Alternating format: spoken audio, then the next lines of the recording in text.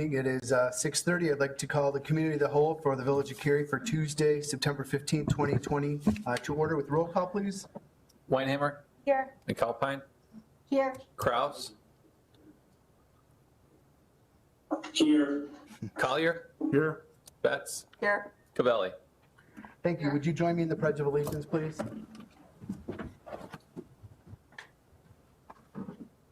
I pledge Allegiance to the flag of the United States of America and to the republic for which it stands, one nation, under God, indivisible, with liberty and justice for all.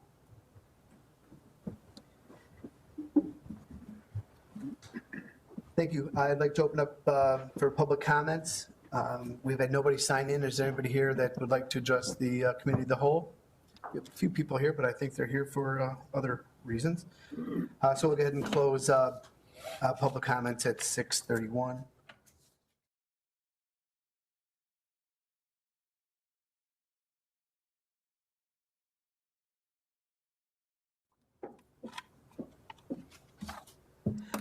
Can I just ask the guys that are on Zoom, can you hear everybody okay? Everybody can hear? Yeah, I can hear fine. Good, good. Thank you. Thank you, Mayor. Village Board, the request this evening is to begin discussions regarding potential development agreement or representative agreement for the Selkie property. The developer for the property has reached out to staff regarding some of the cost challenges that they've experienced with developing the site, and they've inquired on the feasibility or possibility of the village and the development group entering into an incentive agreement to assist with some of those costs for the property. The memo that you have before you summarizes the village's policies regarding incentive agreements. We do have a economic development policy that the village adopted back in 2013 that gives some guidance as far as the type of incentives that may be available to the village or potential development within the community, subject to village board approval. One of those does include sales tax agreements. As the board's aware, the village has done some improvements in the area of the property in the past. The property is located within TIF number 1, so the village has done some improvements in that area, not specifically for this property, but that would serve this property and other properties in the area as well. The developer has provided some preliminary information to staff as far as the potential revenue that the proposed use would generate, and then costs that would be incurred by the development for the subject property. Developers here that can provide additional information to you as far as the need for the request and what type of funding they are seeking from the board. But certainly this is the initial discussion time period. So if it is something that the board is willing to entertain and go down the avenue of entering an agreement and direct staff to do so, we can certainly work with the developer to draft some agreement to bring back for the board for a future date for your consideration. So with that, I'll invite Brian Maud, the developer, up forward. From the development team, you can provide additional information for the need for the request, what they're requesting this evening, and staff will be here as well to answer any questions you may have throughout the evening. Thank you, Brian. Mr. Maud? If you're comfortable, you could take your mask off. It's very hard to hear when people have a mask on. Much better. Thank you. Thank you very much for listening to us tonight. As you know, I've been working this property for a little while. I looked in the back of the old contract. I started in June of 2016. During that time, I've gone to ICSC meetings in Vegas, Chicago, everywhere. I've called people directly, sent them flyers, information. I think I've hit the street pretty hard on this location, trying to find people interested in building here, one of their businesses. As you know, in this environment, it's kind of tough right now. So I have got, I had the gas station and the car wash put together for this to get it started. And once you get it started and you get the infrastructure in, it makes it a lot easier for the other guys come down the road. As a developer, you're an optimist. You go into these things, you are very optimistic you're going to get something done at the end of the day. There's been a lot of headwinds with the environment and everything going on. I had hoped that pond could be filled in with soils generated from other projects in the area to keep costs down. There are no projects going on I've had a general contractor, excavator looking for fill and everything for the site. I know at one time I even asked to stockpile it on the site. Just, there's not much going on to generate that, and that was a big number. So all those numbers involved between power poles, filling in the detention, curb cuts and everything added up to a pretty significant amount of money, of which the different parties involved, the owners and the new client and the new people wanted to buy in, looked like it was a big number to absorb. So it kind of pushed me back. I had to let the car wash go. I'm still here with the gas station. I know that last ask was a big one, $700,000, but it was a share. It's something we did in Deer Park, which they won't move forward with. I've got a new revised one here tonight. Is it all right if I pass it out? Sure. Take a You look just at give it to Brian, he'll make sure we get it. Brian, too, do you have a site plan for the slide on there? I thought I saw. Yeah, I think it's important to point out too, the developer Brian Maud was talking about here, the rebalancing of the site and the detention basins, moving some dirt around. So if the board, I don't know if the board is familiar, this is kind of the proposal for the site, but there is a detention basin that kind of bisects the two properties, or is it combined? It's one property. But anyways, what he's talking about is that there is a need to move some dirt around to create new detention basins. So there's some costs there. And then the light poles that were mentioned as well on Janice Cutoff Road, I believe is where the light poles are that you're And referencing. 14, yeah. And 14. There was 2 that have to be moved. Okay. So those are part of the challenges here. I just wanted to make sure that the village board understood exactly what Mr. Maud was talking about. Right. So it's been pared down to basically the sanitary line. I know you guys incurred some costs on this, and we appreciate that. Putting a lift station in at the south end of the site. This will extend that sanitary line from the intersection of Jandis and 14 to the lift station. So you can go ahead, I think, at that point and connect the CVS and the Burger King, and everybody can join onto that at this point in time, along with the gas station. Any future developments on that property could then easily.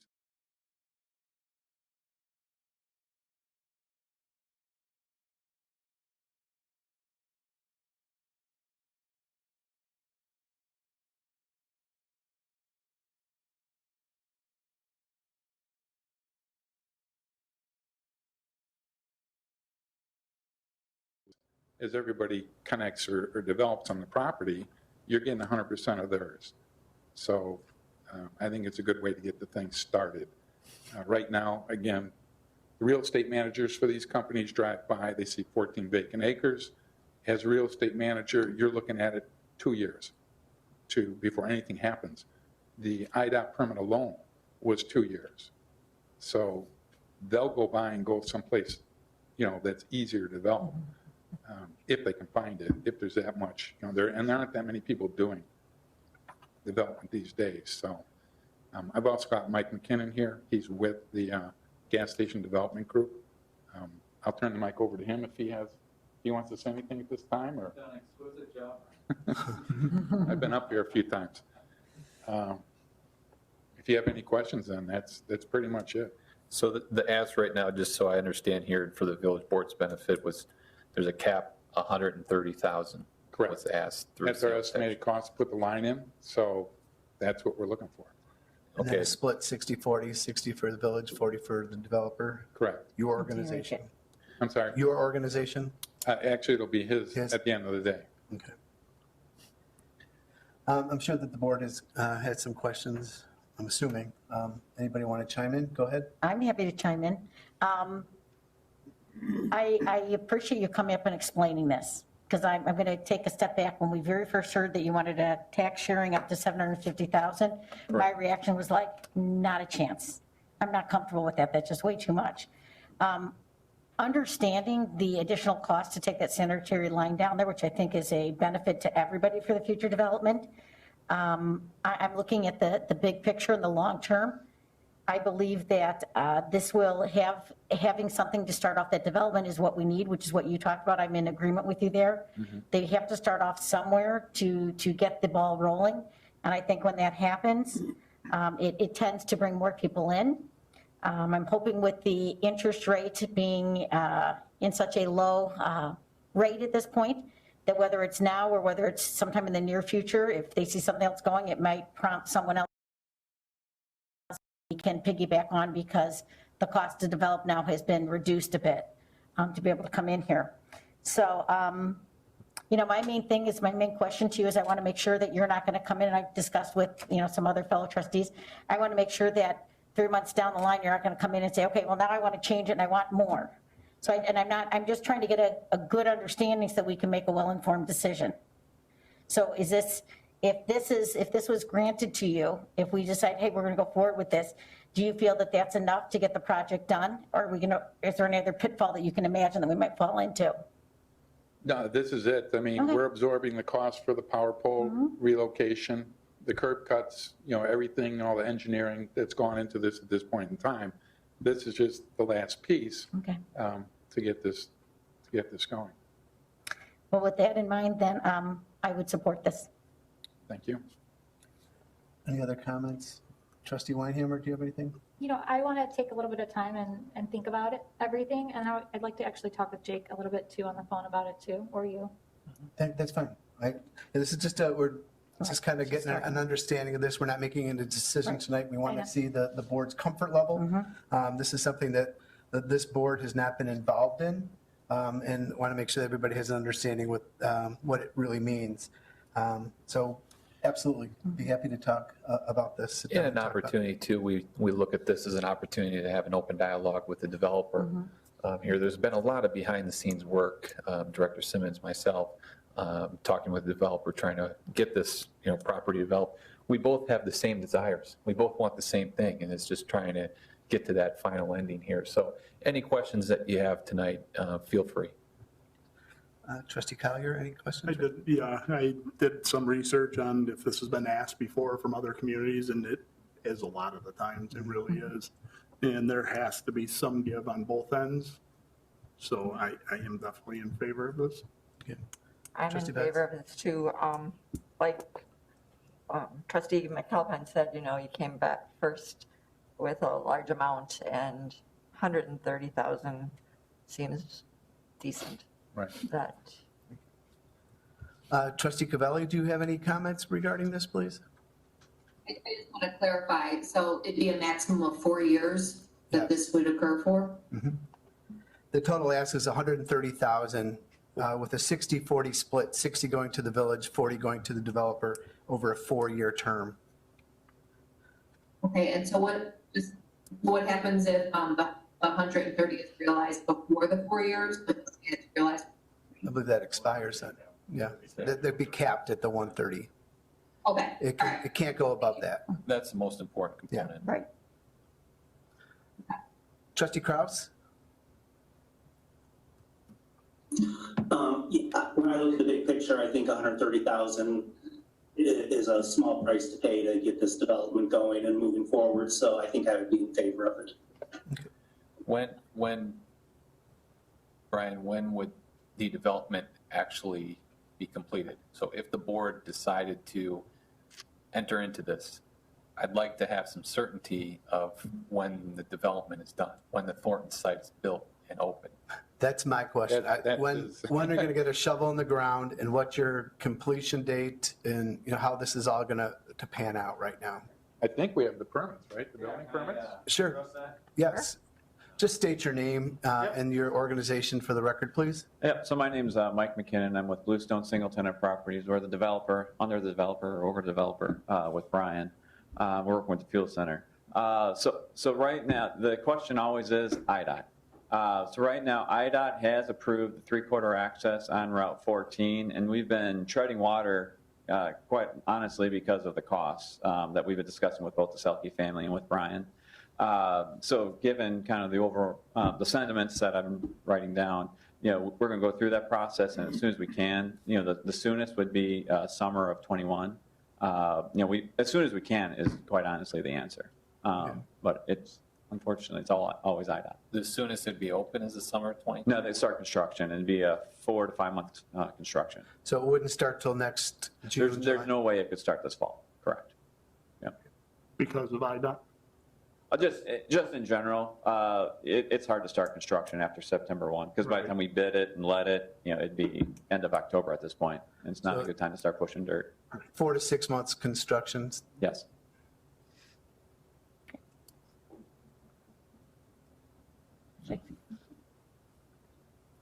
Did any other trustees have any questions for this developer? Anybody? No? I'm getting a head shaking now. Any other questions regarding this? Well, I think it looks favorable. We'll sit down and talk with trustee Weinhammer, make sure all her questions are being answered, but an investment in to spur the development over there is needed. I'm a huge proponent of abandoning the other lift station that's over there to spur the development on that other corner, and this will help. It'll help all of us. And I think that with the start of the construction season, I was hoping that we might be able to get a shovel in the ground this fall. I guess I was hoping too much, but I guess I just want to make sure that you're on track, and we'll be good to go. So other than that, I think that it looks very favorable. I think there's 6. I would guess that trustee Weinhammer will be on board as well, but we'll make sure that she gets all her answers. So just out of curiosity, how long do you think it'd take to come to a decision, or? I would say we'd put this on the next village board meeting. We've got to put together a sales tax sharing agreement. So Those are boilerplate. We can get that right away. But I don't want Scott to. said we'll get it done. Yeah. Okay.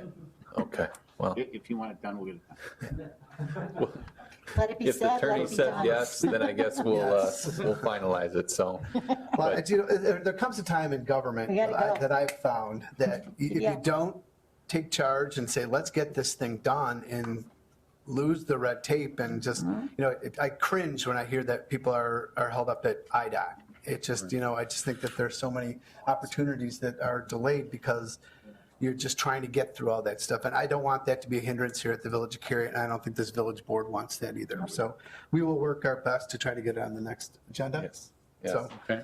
I have our village, I think that we can get this done by the next, I'm anxious for this to get done as well as the village board. I think it's going to be a good opportunity. I think Thornton's has been a wonderful corporate partner, and this will just add to that. So, Thank you. Did you have any other questions for us? No, that was it. Again, thank you very much for Thanks, Brian. listening Thanks, to us Brian. this evening. Thank you. Okay, let's talk about food trucks. We're getting a lot of questions about food trucks this day and age, and we've had a lot of people participating in these things, and I think it's time that we really took a hold on this and get the board's input on this. I think that they're looked upon very favorable in the village, but we just need to have an understanding what the expectations are from a village perspective, from the entrepreneurs that are running these, as well as residents and businesses, what they can be concerned with as well. So We have no samples. Yeah. It's kind of a vanilla discussion here. So. I don't have much to add to what the mayor's alluded to. What you have before you in the memos is a brief summary as far as how we've been treating food trucks within the community. Our code is generally silent towards them.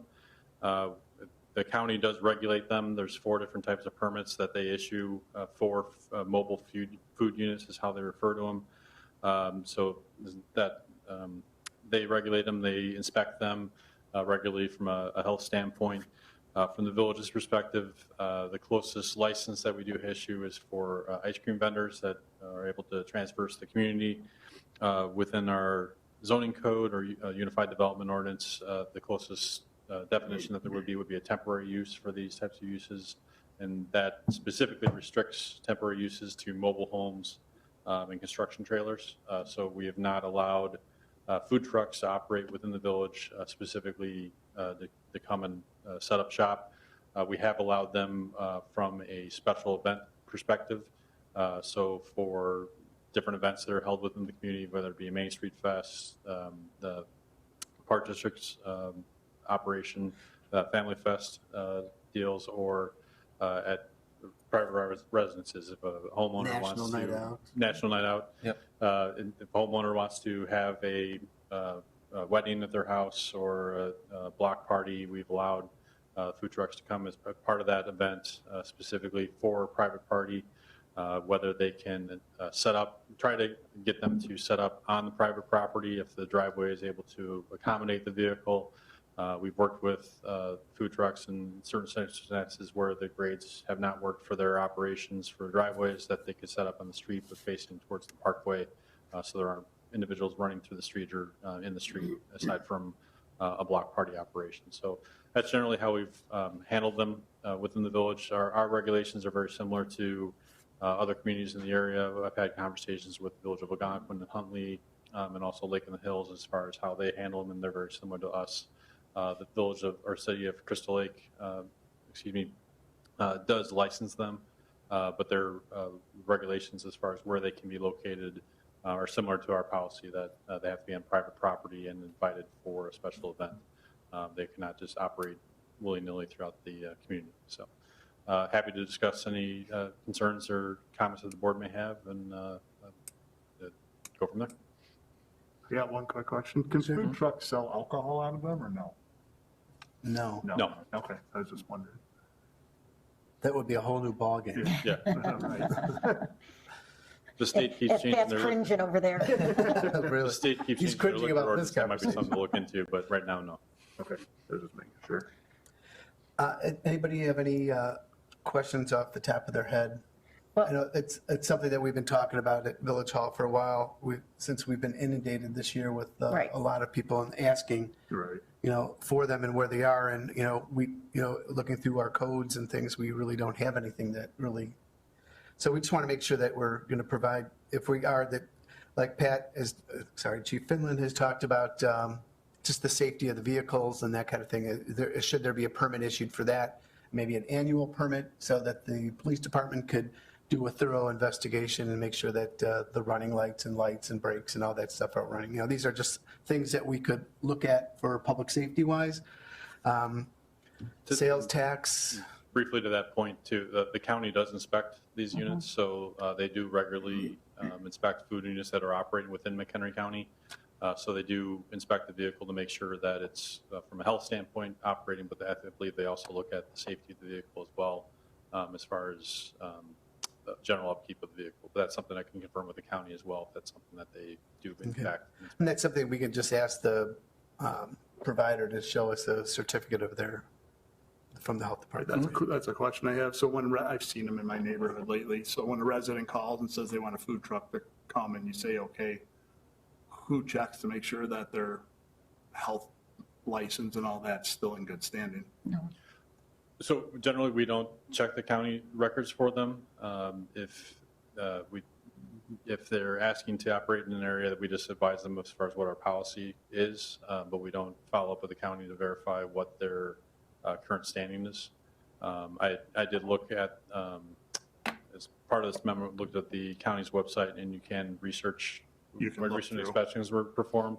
I looked up a specific operator that I'm aware of, and saw that there had been inspected 3 times this year, and had passed those inspections. So the records are available online publicly to review. So if that's something that we need to look into, we certainly can. Thank you. And I'm in agreement with Dale and with Trustee Collier in the sense that the reason that I wanted to discuss is because I just didn't know, and I'm seeing it more and more prevalent, and I think it's going to continue. I think it's a trend that's taking traction. And the fact that the county is inspecting and doing these things, I think is great. I think that gives us reassurance that people are being monitored to make sure that they are meeting certain standards. And I inquired, I'm like, hey, does this generate sales tax? What does this do? And just looking at some of these things, understanding that it may or may not, but I just wanted to understand it with regards to, I'd received a lot of questions from people that have been using them for graduations or parties or events or just neighborhood gatherings. We've done it in our neighborhood. It's been wonderful. So this helps out to know what's really going on. And it's because everyone might be licensed in Crystal Lake, maybe they have an establishment in Crystal Lake, they don't need to necessarily have a license from us. That's what I need to make sure that they need licenses from us here in Cary to do business here. Correct, they don't. Yeah, Okay. and the one example I just referred to, I won't mention the name of the company, but they're based out of Schaumburg, but they're in the county quite regularly at events. So They don't have a physical location in McHenry County, but they do travel throughout the entire Chicagoland area at events, and they've been within the Village of Cary at events in the past as well. So certainly these operations are out there. They're not located specifically in the Village of Cary, but they do come here for private events and things like that. Our main concern, with allowing them not outside of special events, but just to come and set up shop in the village is, because there are concerns with our existing restaurants and establishments that are in the community that you don't want potentially these trucks coming in and taking business away from our existing businesses. If we can control that and regulate that, that's more of where our policy has been as far as how to administer it. But certainly if there's changes that we need to make to the code, we can certainly explore that. But from what I'm hearing, there might not be the need for that, but certainly we're open to discussing that. I want to make sure liability-wise that we don't get ourselves into a situation where one comes into our area and something happens and it happened in Cary and therefore it's on a public road and we're somehow liable. That was some of my concerns, just to make sure that we are covered. So that's really a Scott question, isn't it? Well, you aren't responsible for the enforcement of your ordinances even. You're under the Tort Immunity Act, protected from liability, but if you're aware of a hazard in the village, I'm sure that remains a concern, whether you're legally liable or not. And if that becomes an issue or a problem, where they locate, their hours of operation, working on the street side as opposed to the sidewalk side, anything that is unsafe, you would have the ability to address that under your current codes, or you can adopt a revision to your code that provides for more express enforcement mechanisms if it becomes a problem. So do we have a code right now? Not that specifically addresses food trucks, no. Okay, because on my way here, there was a food truck on one of the streets, and there were a lot of people on the street or on the sidewalk and the parkway, and I was just like, and how do we monitor that right now? Yeah. They've got to be on private property So, unless there are extreme circumstances where they can't be on private property. Right, they have to be on the person's driveway. Right. Yeah, Right, they should be in the driveway. unless there's conditions that may not allow that. We're trying to be reasonable as best that we can. so do we go back to this person that I know where it is? Do we go and tell this person that if they do a food truck for the next time, that they need to definitely have it on their driveway?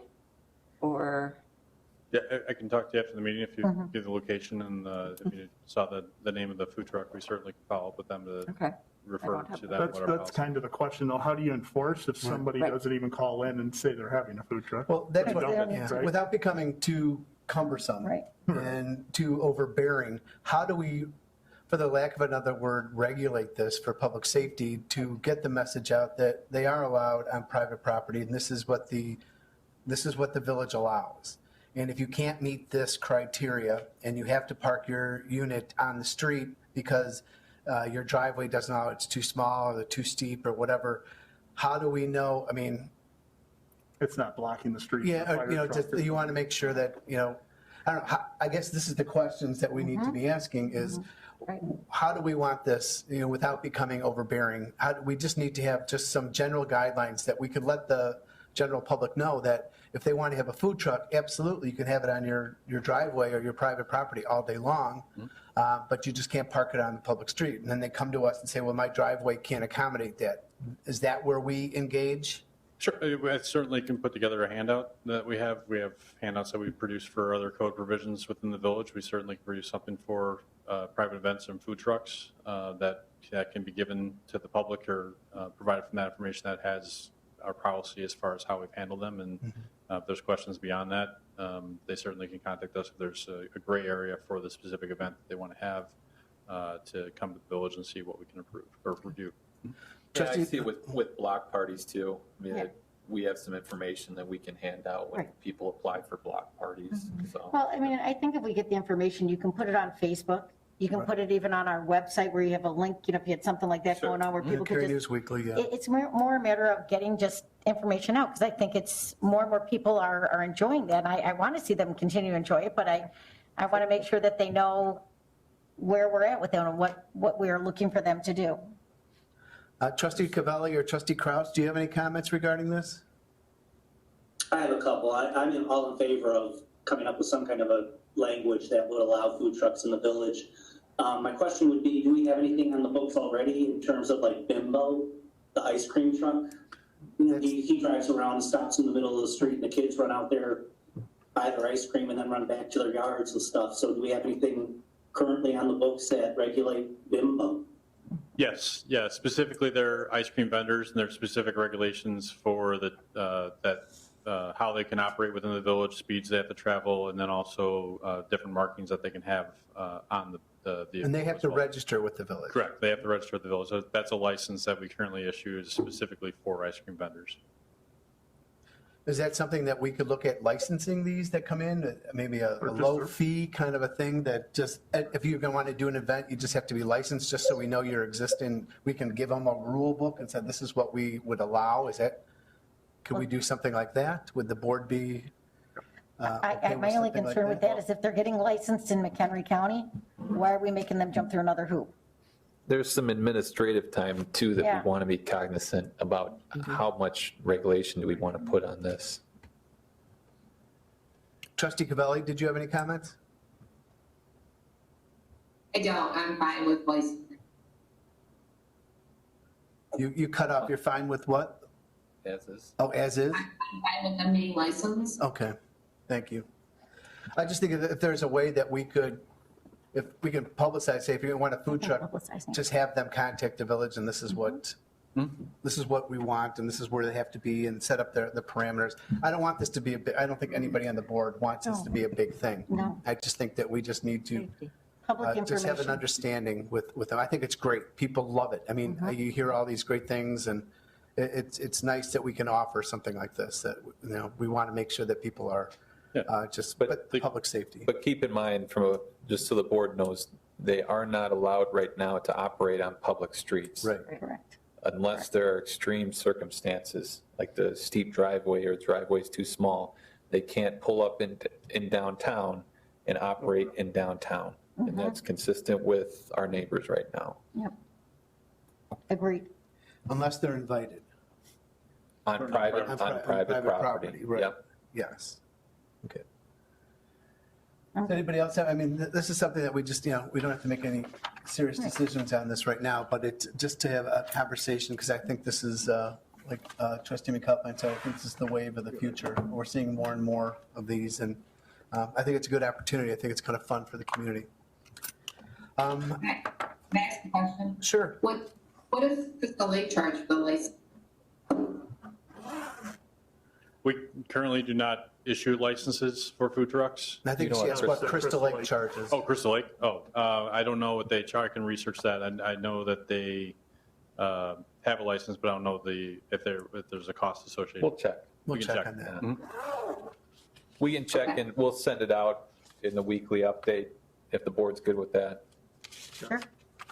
All right, we'll continue the discussion, get other information. If anybody has any other questions after this, please don't hesitate to reach out to myself or staff. We'll get your questions answered. Good conversation. Nothing else is on the agenda. I will entertain a motion to adjourn. So moved. Second, Roll call, please. Weinhammer, Yes. McAlpine, yes. Kraus, Yes. Collier, Yes. Betts, Yes? Cavelli. Yes. Thank you very much. We are adjourned. 7:04. Can